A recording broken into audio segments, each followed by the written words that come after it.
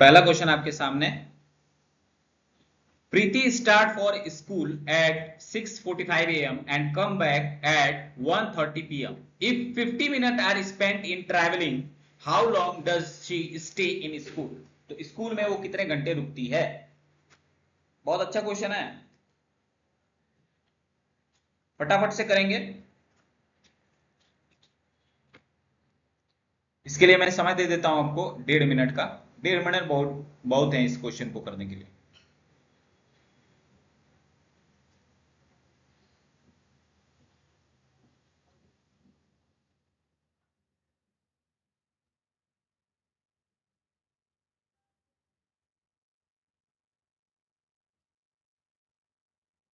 आप अपने ऊपर मान के भी चल सकते हैं कि कितना मैं जाती हूँ स्कूल, तो इतने बजे निकलती हूँ और इतने बजे वापस आ रही हूँ, 50 मिनट मुझे जाने में लगता है, तो मैंने कितना समय स्कूल में स्पेंड किया है।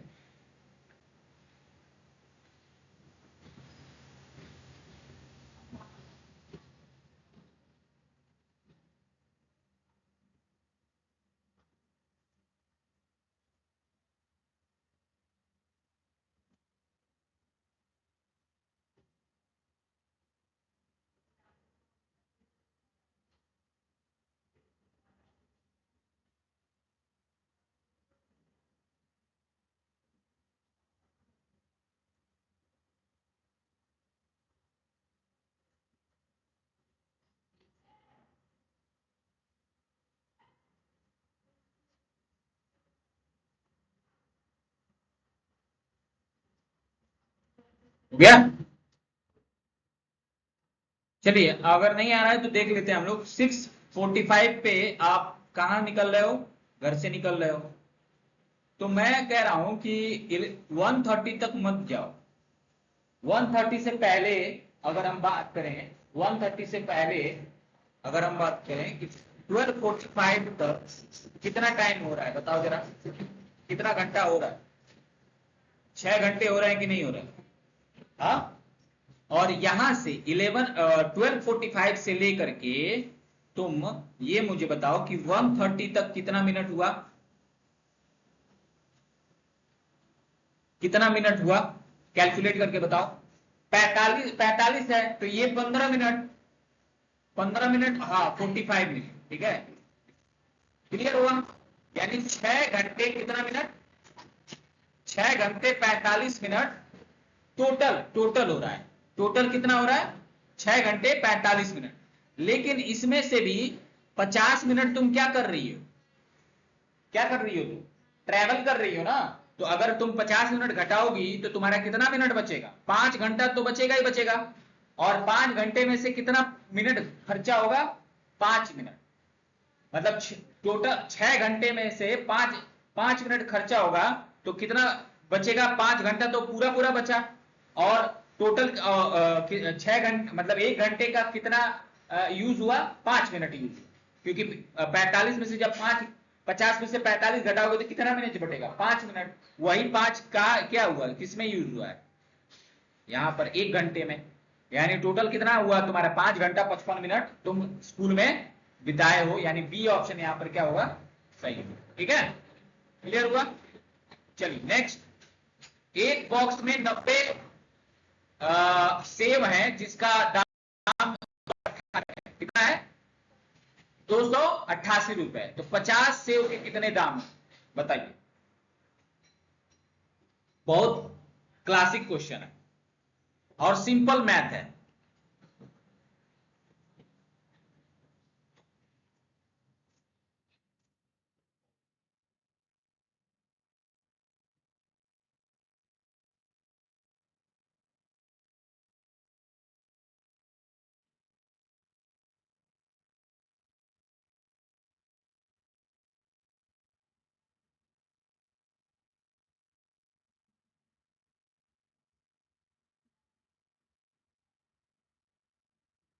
कितना आ रहा है?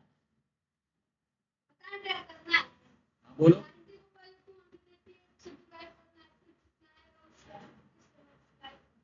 मैं कह रहा हूं सर, 90 एप्पल का 288 रुपया ले रहे हो आप।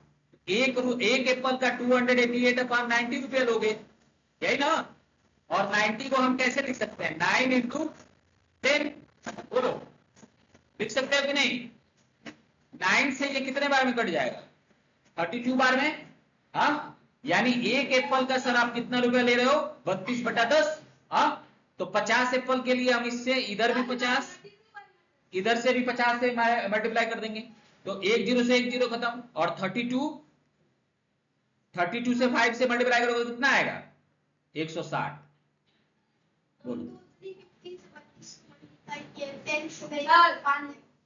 हाँ अभी मिलेगा, एक क्वेश्चन का आंसर देख के दिखाओ, इसके बाद वाला। नेक्स्ट चलो, अगर पारुल एक टॉय कार खरीदती है इतने रुपए में और स्पेंट 40 ऑन कार्टेज, 40 रुपए कार्टेज पे खर्चा करती है, और शी लेटर सोल्ड इट 2000, और बाद में उसको कितने रुपए में बेच देती है, 2000 रुपए में, तो उसको बताओ कितने का लाभ होता है, उसको कितने का लाभ होता है, बड़ा बताओ। हाँ बेटा लाभ होगा। हाँ नहीं, गलत है सर। कितना है, very good very good very good, यानी 1760 प्लस 40 करोगे तो कितना आएगा, 1800, और बेच कितने में रहा है, 2000, माइनस करो कितना, 200। बस simple math. Next, Mahesh 15 KG sugar खरीदता है कितने रुपए में, 240 रुपए में, तो 1 केजी शुगर का दाम बताओ फटाफट एकदम।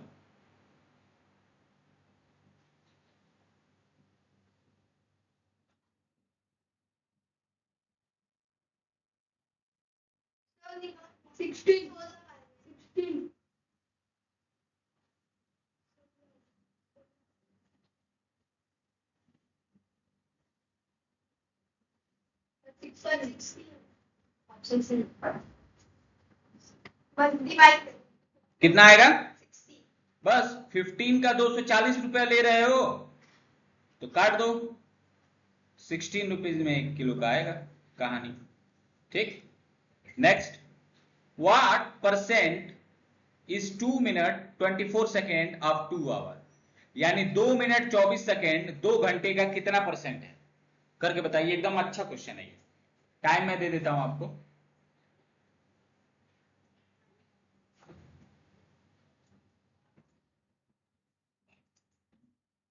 सबसे छोटा यूनिट क्या है यहां पर, सेकेंड, तो सबको आप सेकेंड में कन्वर्ट कर दीजिए तो ज्यादा आसान हो जाए।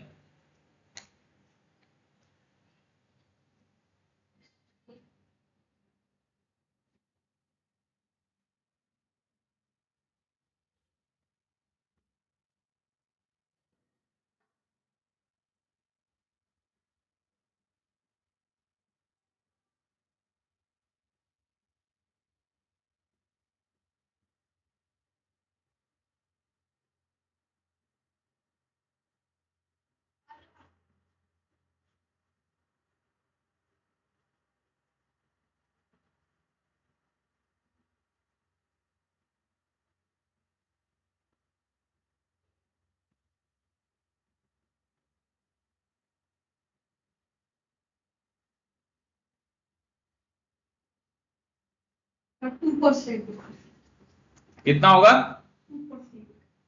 हाँ वेरी गुड, 2% होगा।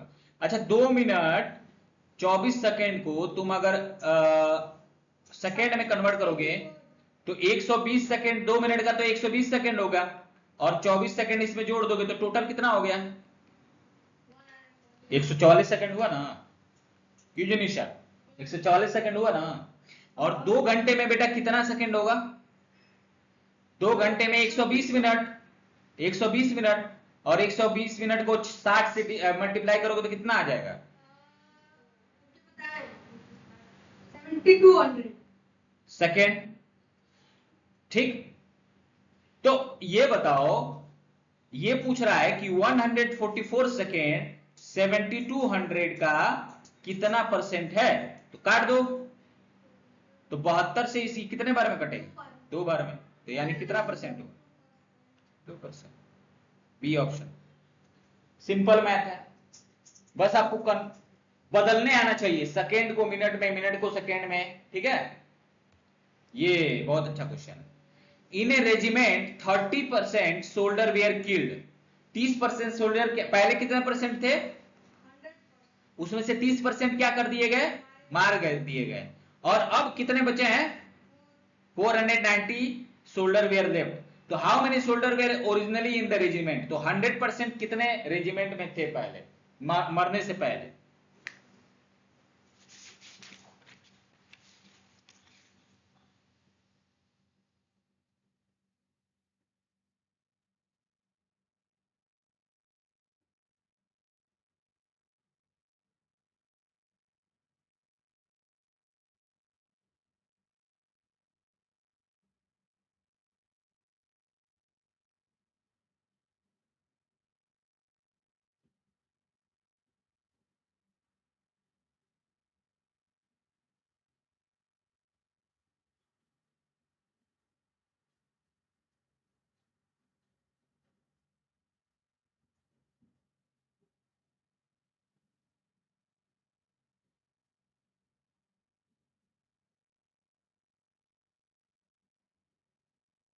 अच्छा ये बताइए, 100% में 30% क्या हो गए, डेड हो गए। तो बचे कितने परसेंट, 70% बचे हैं, यानी ये लाइव हैं, बचे हुए हैं। लेकिन परसेंटेज में ये कितना है, 70 है, लेकिन नंबर में कितना है, तो काट दो। 1% का मतलब कितना हुआ, 7। तो 100% का कितना हो जाएगा, 700। बस, समझे हो, नहीं समझ में आया निशा। जैसे 30% मर गए तो बचे कितने परसेंट, 70%। लेकिन उसने परसेंट, हमको तो परसेंट पे मालूम है, लेकिन क्वेश्चन में क्या कितने नंबर में दे रखा है ना, तो यही परसेंट 490 के बराबर होगा। तो 1% की वैल्यू 7 आ गई, तो 100% की वैल्यू 700। बस, सिंपल। अगर बात, अब ये क्वेश्चन आपके आपके इस क्लास से जुड़ा हुआ है, क्या है कि अगर मान लीजिए आपको 33% मार्क्स मिलता है, ठीक है ना, maximum marks 33% of the maximum mark, यानी मैक्सिमम मार्क्स का कितना परसेंट मिलता है, 33। यानी मान लो 400 नंबर का क्वेश्चन पेपर है, तो उसका कितना परसेंट पाओगे तो पास हो जाओगे, 33%। लेकिन तुम कितने सिक्योर करते हो, 262, और कितने मार्क्स से फेल हो जाते हो, 200 मार्क्स से। तो बताओ कि मैक्सिमम मार्क्स कितना है।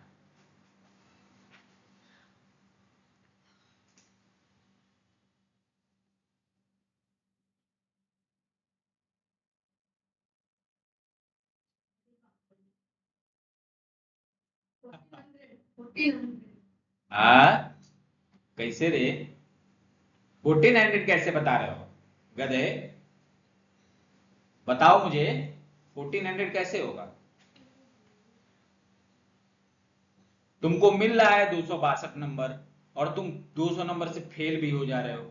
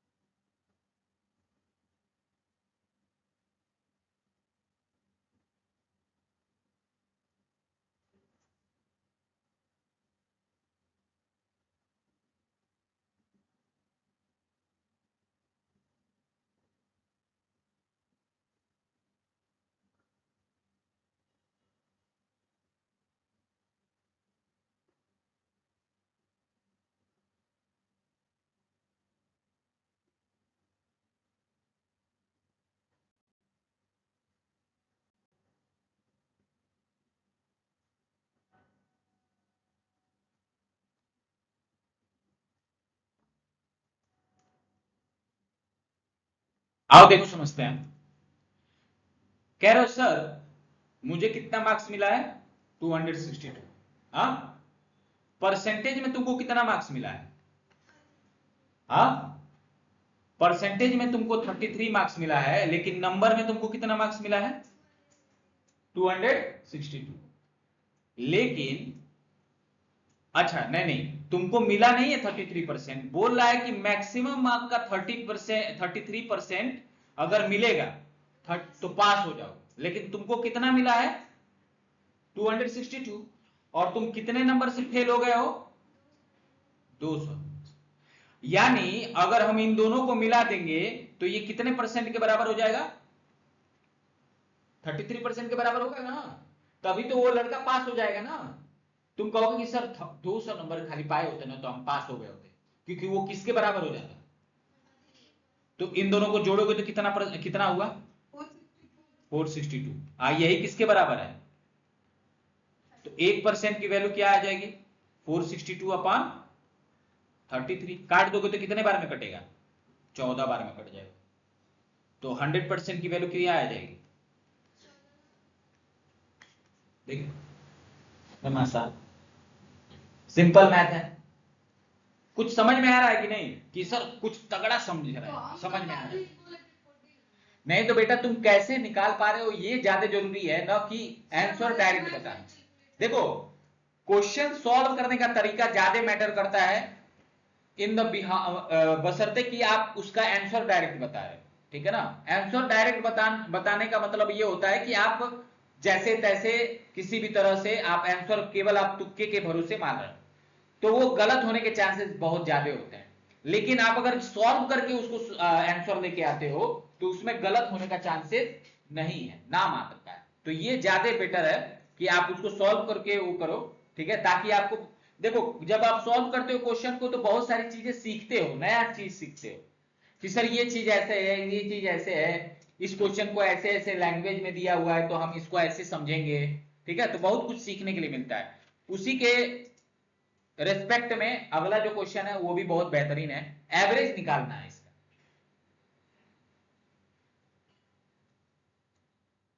आपको इतना नंबर दे दिया है और पूछ रहा है कि इसका एवरेज बताइए भैया, क्या एवरेज होगा।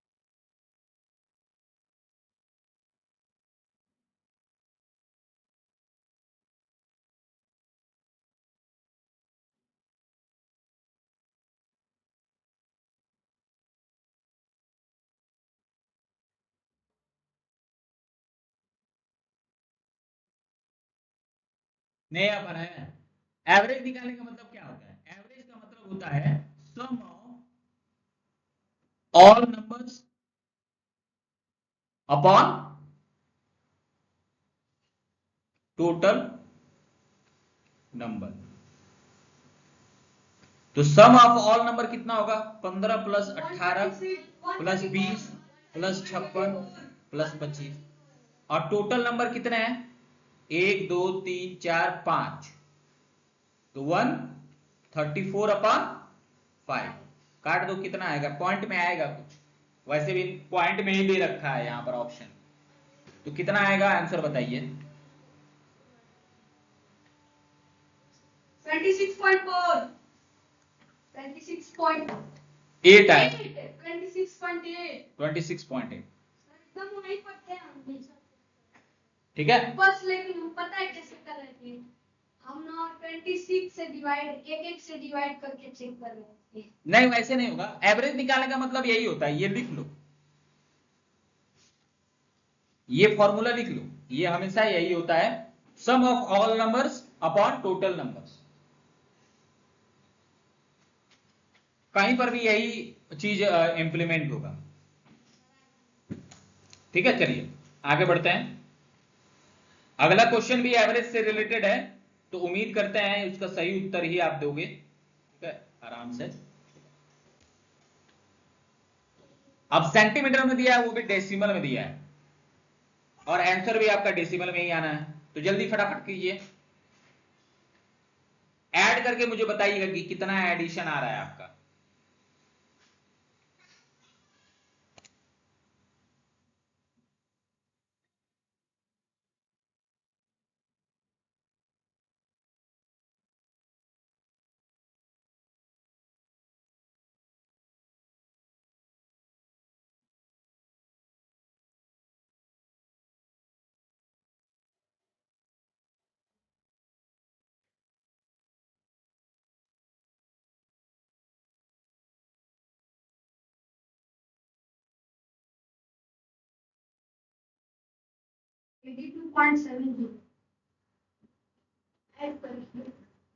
कितना आ रहा है? हाँ ठीक है, अगर आप इस सभी को ऐड करेंगे तो 82.70 आएगा, और इसको किससे डिवाइड करोगे बताओ? 4 से। Very good. 2 1 नहीं आएगा बेटा, गलत जा रहे हो।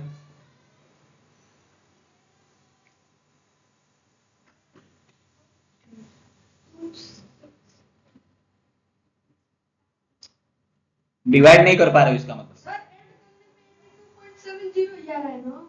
82 पॉइंट, हाँ एडिशन तुम्हारा सही है, बिल्कुल सही है, डिवीजन गलत है। नहीं तो यही गलती कर रहे हो ना, देखो।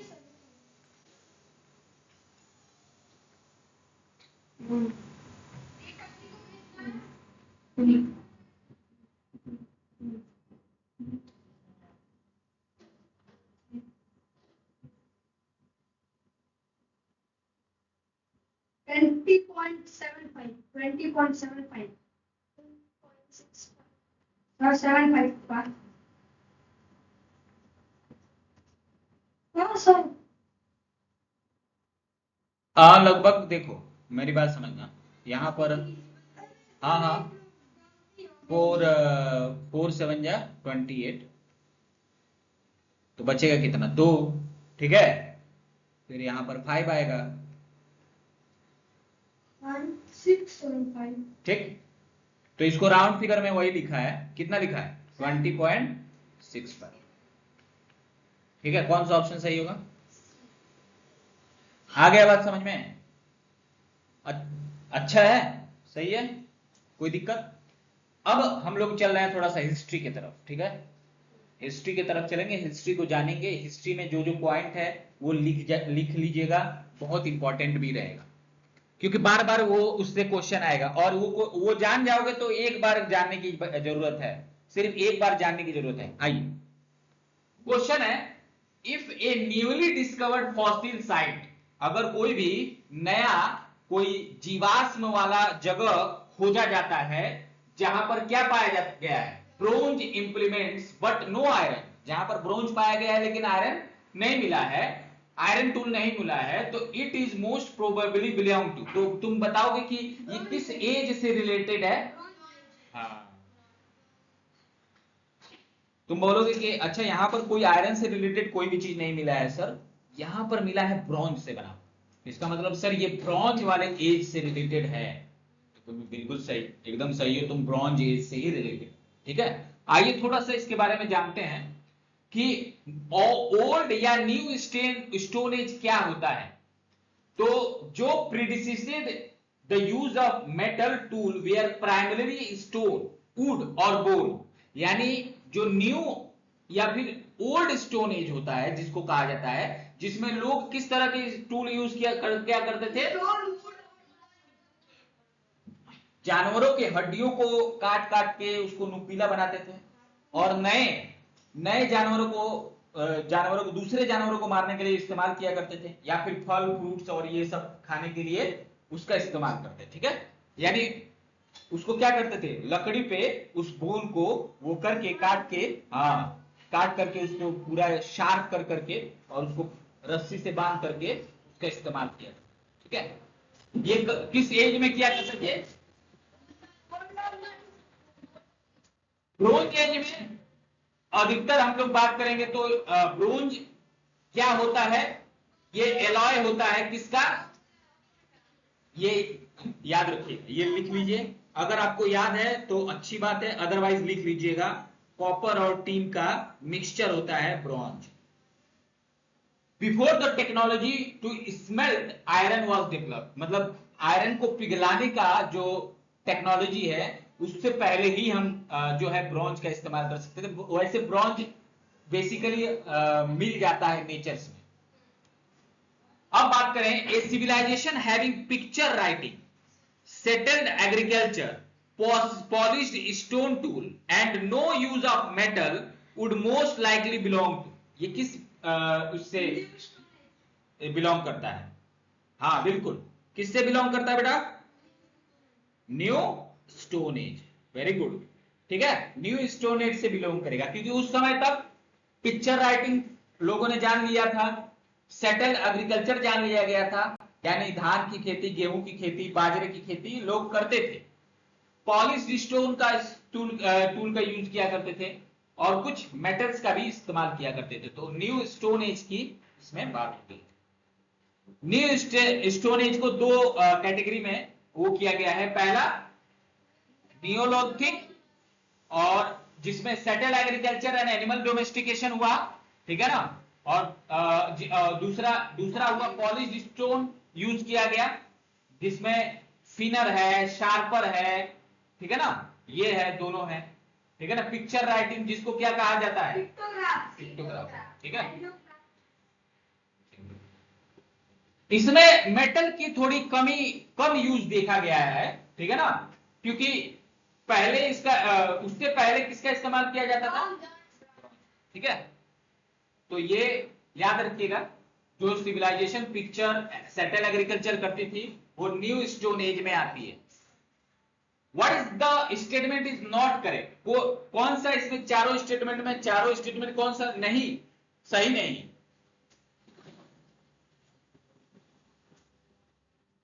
बहुत इजी है, बहुत इजी।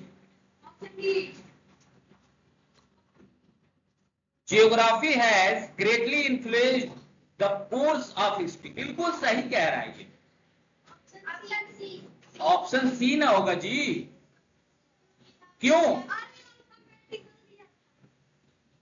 अल्फाबेटिक की बात हो रही है, अल्फाबेटिक राइटिंग थोड़ी डेवलप हुई थी तब तक, हाँ उस समय पिक्टोग्राफ चलता था, तो ये तो बहुत गलत बात बोल दी है। Bronze age predeceases the iron age, बिल्कुल सही कह रहा है, प्रीडिसेसर था, और new stone age was witness settled farming, अभी बताया पिछले स्लाइड। जैसे इसको अगर हम बात करें, द न्यू स्टोन एज की बात करें, तो नियोलिथिक पीरियड जो है is defined by the transition from hunting and gathering to, पहले नियोलिथिक पीरियड डिफाइन किया गया था किसमें? ट्रांजिशन फॉर्म, यानी हम लोग शिफ्ट हुए थे किसमें? हंटिंग और गैदरिंग, यानी जानवरों को मार करके इकट्ठा करने के अलावा हम उससे अब शिफ्ट होकर के क्या कर रहे थे? सेटल्ड फार्मिंग कर रहे थे। अब हम लोग क्या कर रहे थे? खेती पे निर्भर हो रहे थे, और डोमेस्टिकेशन ऑफ एनिमल, और एनिमल्स को हम लोग क्या कर रहे थे? डोमेस्टिकेट कर रहे थे, जैसे कुत्ता, बिल्ली, भैंस, गाय, इन सबको क्या करते थे हम लोग? पालते थे, ठीक है ना। फिर अगर बात करें इन ए 3 एज सिस्टम, 3 एज सिस्टम की बात करें अगर हम, तो ब्रोंज एज जो है वो लगभग कितना से कितना तक चला है? 3300 से लेके 1200 तक बीसीई तक, occurred before the iron Age, Iron Age से पहले, ठीक है। और आयरन एज लगभग कितना से चला है? ये बहुत इंपॉर्टेंट है लाइन, याद रखना। ब्रोंज एज का ये जो लाइन है ये याद रखिएगा, ब्रोंज एज वाला, ठीक है, और आयरन एज वाला ये 1200 से 550, ये याद रखना है। आगे क्वेश्चन इस पे बन के आ सकता है। Writing began in picture writing, जिसको क्या बोला जाता है?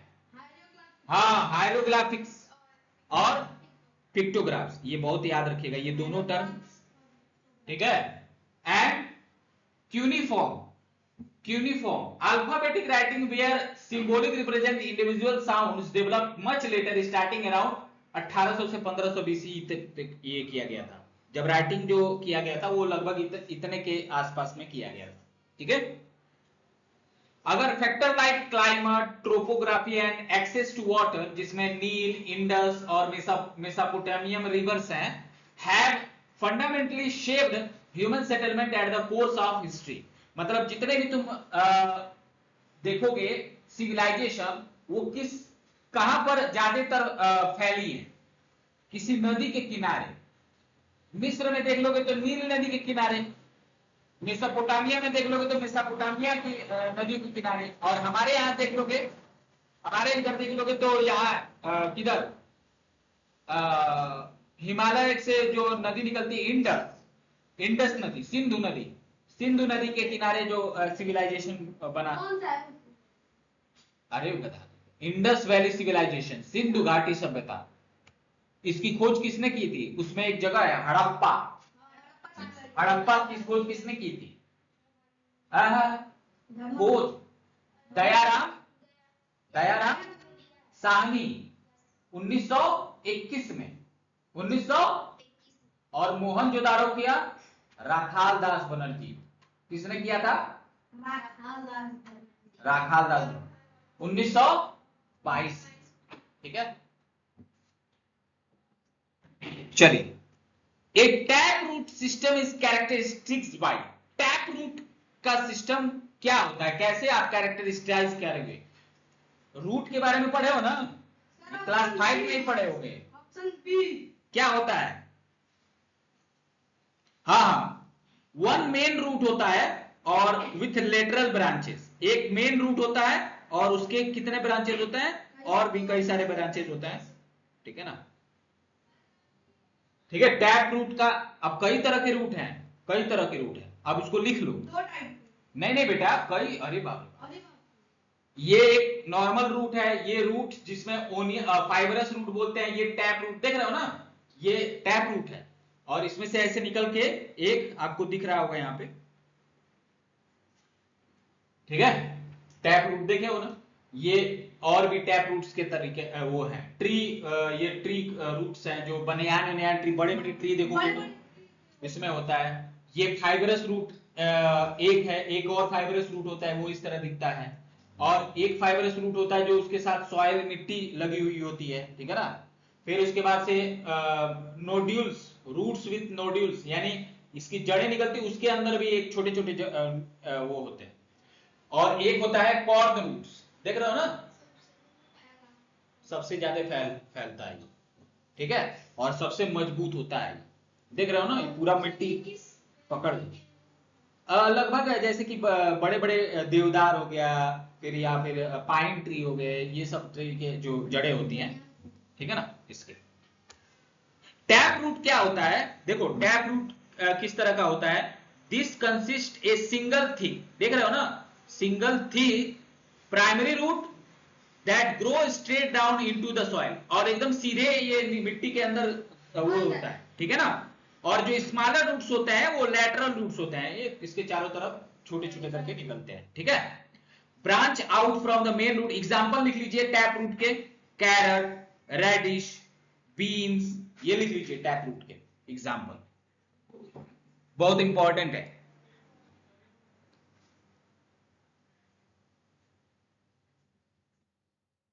इसके एग्जाम्पल बहुत इंपॉर्टेंट है। कई बार एग्जामिनेशन में इनके एग्जाम्पल पूछ देते हैं कि which of this following have a tap root system, तो दे देगा आपको। ठीक है, चलिए नेक्स्ट। फाइबरस रूट और एक होता है, चलिए इसको इसी में बता देता हूं मैं। This is the opposite of tap root. ये किसके अपोजिट होता है? टैप रूट के अपोजिट होता है। Where many thin roots are रफली equal size spread out from the base of the stem, जैसे ग्रास, व्हीट। इसमें क्या होता है कि टैप रूट से बिल्कुल अलग होता है। इसमें तुम देख रहे हो कि एक सीधा वो हुआ है, और फाइबरस वाले में एकदम देखो किस तरह से हो रहा है, एकदम टेढ़ा मेढ़ा, उल्टा सीधा, इधर से जिधर से। ठीक है, चलिए।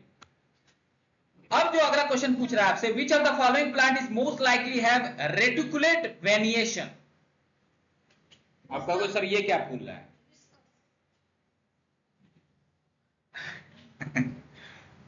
रेटिकुलेट वेरिएशन का मतलब समझ रहे हो? तब कैसे बता दिए हिबिस्कस? वैसे हिबिस्कस सही है, ठीक है, लेकिन याद रखिएगा जो रेटिकुलेट वेरिएशन होता है, this is a net like pattern. ये किस तरह, जाली नुमा, जालीदार, ठीक है ना, वेन्स के तरह दिखते हैं, commonly found in dicot plants, जैसे हिबिस्कस इज ए डाइकॉट, ठीक है ना, and it's leaves feature this branching network. जो इसके पत्तों के तरफ देखोगे तुम, तो पत्तों के अंदर क्या तरह के दिखेंगे, एकदम रेसे टाइप के दिखेंगे ना, पतली पतली, हाँ, जाली टाइप का दिखेगा ना, जब उसको ऐसे उसके तरफ देखोगे तो, ठीक है। तो ये इसमें हिबिस्कस में होता है, बनियान में नहीं होता है। अभी देखेंगे कि पत्तों के अंदर भी कौन कौन से तरीके के पत्ते होते हैं, ठीक है, अभी देखेंगे उसको। और एक होता है रेटिकुलेट वेरिएशन और दूसरा होता है, लेकिन इसमें देखो पैरेलल वेरिएशन में, in this pattern veins run parallel, जैसे कि उसके पत्तियों में देखो, केले के पत्ती में, केले के पत्ती में एकदम सीधा सीधा ऐसा होता है ना, हाँ, ठीक है। तो this characteristics are monocot palate, ये प्लांट्स, इसको क्या बोलते हैं, मोनोकॉट पैलेट, जैसे banana, wheat, maize, all the monocots and exhibit parallel variation, ठीक है ना। इसका एग्जांपल बहुत इंपॉर्टेंट है, आइए देख लेते हैं। देखो ये देखो, पैलमेट, डाइवर्जेंट, फिर ये पैरेलल है, ये रेटिकुलेट है, देख रहे हो ना, तीन तरह के पत्तियों के उसमें है। अभी आगे और भी देखोगे, ठीक है। बेसिकली दो तरह के होते हैं, मोनोकॉट और डाइकॉट, ठीक है, याद रखना है, ठीक है। Next, A plant with parallel variation is more likely the push, अभी बताया पैरेलल वाले में कौन सा दिखता है, हाँ, फाइबरस रूट सिस्टम। हमेशा याद रखिएगा, जब भी पैरेलल वेरिएशन होता है तो उनकी रूट्स कैसी होती है, फाइबरस होती है। आगे बात समझ में, fibrous root. Which pair is correctly matched, बताइए। रेटिकुलेट, अभी ना बताया गया था ये, रेटिकुलेट वेरिएशन फाइबरस रूट होता है, करेक्टली मैच्ड है। Option D. नहीं सर, ऑप्शन बी। अच्छा, अभी बताया रेटिकुलेट वेरिएशन जो है वो बिल्कुल टैप रूट के उसमें होता है कि नहीं होता है, अभी पिछले स्लाइड में ही बताया, क्यों जी, यहां इसमें बताया कि नहीं, टैप रूट वाले में, टैप रूट वाले में बताया कि नहीं, एक सेकंड, इसमें वो वाला नहीं बताया, कैरेक्टर टैप रूट का जो वो होता है वो कैसा बनता है, रेटिकुलेट वेरिएशन होता है। देखो, leaves have net like pattern of bends, that's plant typically have type tap. जो टैप रूट होता है उसका रूट आपको किस तरह दिखेगा, रेटिकुलेट वेरिएशन, ठीक है ना।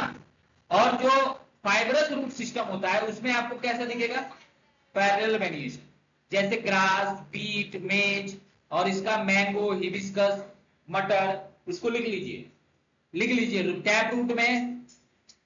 अच्छा, इसे यहां पर है, रुक जाओ, आगे है, वेरिएशन रिफर्स टू, बताइए वेरिएशन किस क्या रिफर करता है,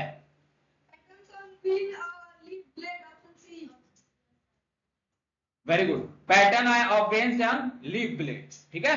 नेक्स्ट देखो किस तरह का वेरिएशन होता है, याद देख रहे हो, डाई कॉटोमोस, फिर cross, venulate, palmate, arcuate, longitudinal, pinnate, reticulate, parallel और रोटेट, ठीक है। ये वाला जो देखोगे ना वो सबसे वाटर प्लांट्स में, वाटर लीव्स में देखने के लिए मिलता है, ठीक है, हाँ हाँ, रुई के पत्ते में देख लो, आगे बात समझ में। और ये इनका नेचर हमेशा क्या होता है, हाइड्रोफोबिक होता है। हाइड्रोफोबिक मतलब ये पानी से नफरत करते हैं, ठीक है ना, हाँ। तो ये इतने तरह के वेरिएशन होते हैं, ठीक है ना। चलिए, which combination is correctly match, बताइए।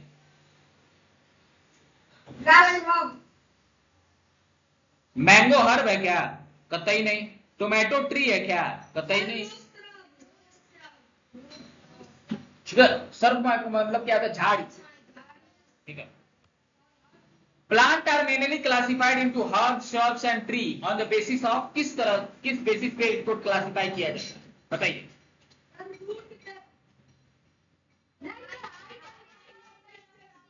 हाँ बिल्कुल, height and nature of stem. ठीक है ना। हर्ब्स जो क्या होती है? Short plants with soft green and delicate stem. ठीक है ना, जैसे कोरिएंडर है, मिंट है। ठीक है। सर्ब्स क्या होते हैं? Medium size plant with hard woody stem branching out near the base, जैसे रोज, लेमन। ठीक है, ये क्या कहलाता है? सर्ब्स कहलाता है, झाड़ियां कहलाता है। ट्री क्या कहलाता है? Tall plant with very hard thick and woody main stem. इन लोग का मेन स्टेम क्या होता है? बहुत हार्ड होता है। ठीक है, आगे बात सुनो। जैसे मैंगो, बनियान, नीम। ये हम लोग दूसरे अपने अपने फेवरेट टॉपिक पे आ गए। हीटर को केबीडीओएचओ लिखा जाता है, तो बताइए।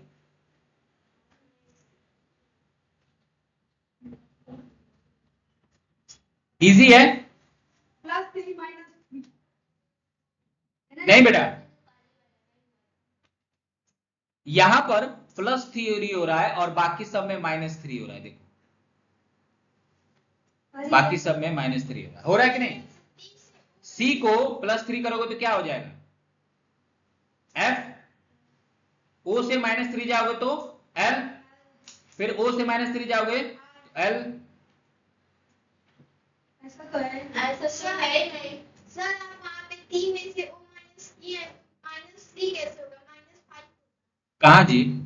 सर देखिए, गीता में टी है, टी है, और उस माइनस करेंगे तो -5 होगा। -5 आ रहा है यहां पर। चलो, जैसा दिया है वैसे ही करना है बस। ठीक है, इसी के बेसिस पे करना है। ई का माइनस करोगे तो आएगा जी, देख लेते हैं। K B T O H O, यही है ना? तो नंबरिंग कर देते हैं। एच कितने पे आता है? 1, 5, 1, 20, 5, 18। और जे के 11, 2, 4, 15, 8, 15। तो क्या हुआ है कहानी यहां पर? 8 प्लस, यहां -2, यहां पर -3, यहां पर +3, यहां पर +3, यहां पर माइनस। ठीक है, बस सेम ऐसे ही करना है। तो सी का +3 करोगे तो क्या आएगा? एफ। ओ में -3 करोगे तो क्या आएगा? एल। और फिर ओ में +3 करोगे तो +3 करना है। +3 करोगे तो क्या आएगा? आर। बहुत बढ़िया। और फिर एल में +5 करोगे तो एल कितने पे आता है? 12 पे आता है ना? 12, 5, 17। तो 17 पे क्या आता है? क्यू। तो कौन? ऑप्शन ही नहीं है। प्लस हुआ या माइनस हुआ है सर? माइनस हुआ है ना? अच्छा, 5 और 1 मिनट 5 और 15 हुआ है जी, तो 10 हुआ ना? अरे 20-15 हुआ है सर। कौन सा 20-15 हुआ है? माइनस अच्छा, हाँ -5 हो रहा है। चलो ठीक है, ठीक। तो -5 करोगे तो क्या आएगा? H. Very good, option B है। बस सिंपल सी बात है, जैसा दिया हुआ है वैसे ही करना है, इसमें कोई लॉजिक वाला कहानी था नहीं। नेक्स्ट, पॉपुलर को क्यूपी क्यूवीएमएस बोला जा रहा है, तो जीबी एंड बीटी पीवी ये हो गया था। +1 हो रहा था ना? हाँ ठीक है, फेमस होगा। कौन सा ऑप्शन सही होगा? बी। नेक्स्ट, हाँ ये क्वेश्चन काफी तकलीफ दे रहा था। GMRB जानते हो, इसको भी सेम ही पैटर्न पे करना है। ACFJ बोल रहा है ना, और क्या लिखा है जी? OUZJ। तो देखो क्या हो रहा है यहां पर। A कितने पे आता है? 1। C कितने? 3, 6। ये भी 10, ये 26, ये 21, ये मुझे बताना कि यहां पर प्लस कितना किया गया है, प्लस 14, यहां पर प्लस 18, प्लस 20 और यहां प्लस, ठीक। तो यहां पर भी वही करना है। ये कितने एस कितने पे आता है, 19 बेटा, 21 एक्स कितने पे आता है, 24 और बी 2 पे। तो बस वही चीज कर दो, ये तो बी बी ही रहेगा क्योंकि प्लस 0 करने वाले हो, और 19 में 14 प्लस करोगे तो क्या आएगा जी। हाँ वेरी गुड। फिर 21 में 18 ऐड करोगे तो कितना आएगा एम। फिर 24 में आर, वेरी गुड। तो जी एम आर बी, बस सिंपल है, यही क्वेश्चन था, ठीक है, बिल्कुल एकदम आसान। ठीक, नेक्स्ट। आहा, खूबसूरत प्रश्न। 25 को 37 लिखा जाता है, 49 को क्या लिखा जाता है?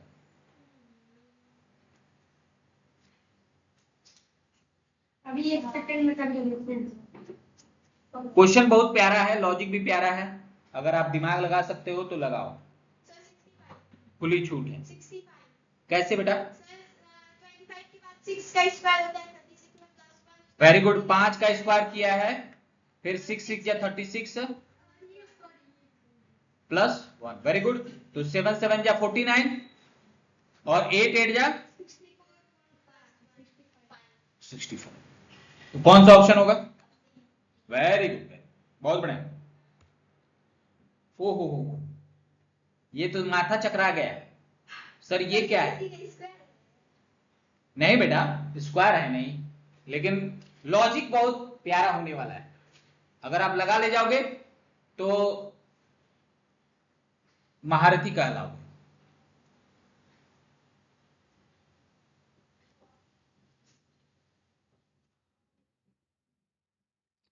समय भी हो चुका है। सर इसको देख के दिमाग घूम गया, ये भी नहीं।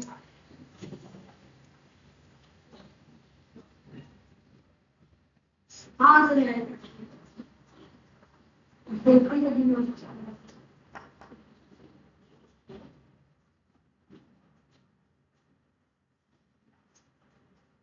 इस बार ओलंपियाड का तुम लोग भरना, ओलंपियाड का भरना। हाँ हाँ एकदम भरना। कास्ट सर्टिफिकेट बनवा लेना। अरे भरने के बाद भी बनवा सकते हो, ऐसा थोड़ा है, भरने के बाद भी बनवा सकते हो, उसमें कोई ज्यादा तकलीफ वाली बात नहीं। वो क्यों चाहिए? आपको दिखाना पड़ता है कि आप ओबीसी हो, कैटेगरी से हो, हाँ ओबीसी कैटेगरी से हो, दिखाना पड़ता है, तभी आपको लाभ मिलेगा, लाभ मिलता है। हाँ कम नंबर लाओगे तो हो जाता है। नहीं, एफसी एसटी कैसे बोल देगा? तो एससी एसटी है, तेरे माता पिता एससी एसटी हैं, तब बोल देने से थोड़े होता है, प्रमाण दिखाना पड़ता है। कागज में दिखाओगे ना, सरकार जिसमें तुमको कह रही होगी कि हाँ ये आशीष चौहान जो है वो एससी से बिलोंग करता है, एसटी तो और नीचे आ गया। तो लॉजिक यहां पे आ रहा है बेटा, तुम लोग कहोगे कि सर ये भी होता है क्या? तो 2 और 1 3, 4 3 7, 7 और 9 16, 16 और 3 19, 19 और 7 26, फिर 2 और 8 10, 10 5 15 4 19 6 25, 25 और 1 26, फिर 7 2 9, 9 3 12, 12 5 17, 17 और 6 23, 23 और 3 26। नहीं, हाँ सबको ऐड है, सब 26। अब यहां देखो कि कौन से ऑप्शन का तुम्हारा 26 मिलेगा, बताओ।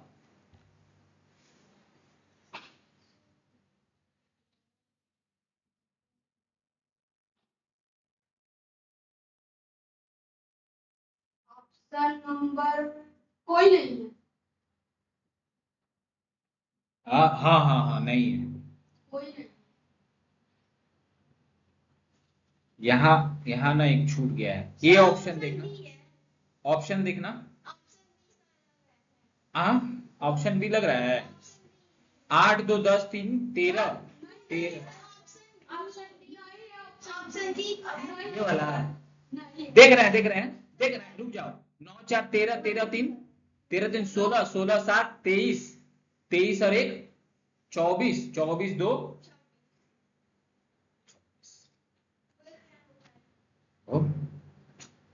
हो गया डी ऑप्शन। ना आसान है कि नहीं है? आगे और सेकंड में कोई कनेक्शन नहीं है। क्वेश्चन कैसा लगा? क्वेश्चन बढ़िया है, लॉजिक भी बहुत बढ़िया है। अगर ऐसा इतना बड़ा बड़ा नंबर देते तो बेसिक सी बात है, तुमसे ना कोई मल्टीप्लिकेशन करवाएगा, ना कोई जोड़ घटाना करवाएगा, सीधे सीधे क्या करना हो, हाँ जोड़ दो। ठीक है, इतना ही रहने देते हैं आज के लिए। क्या हो गया जी?